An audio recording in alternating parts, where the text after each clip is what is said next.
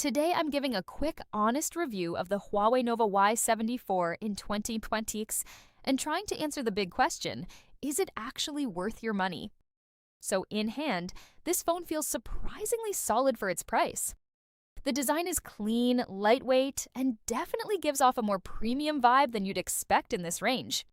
Performance is fine for everyday tasks like social media, YouTube, and light gaming, but don't expect flagship level speed. The camera is decent in good lighting, producing social media ready shots, but low light performance is just okay. Battery life is one of its stronger points. You can easily get through a full day with normal use. However, the biggest downside is still the software experience and app ecosystem, which may feel limiting depending on your needs.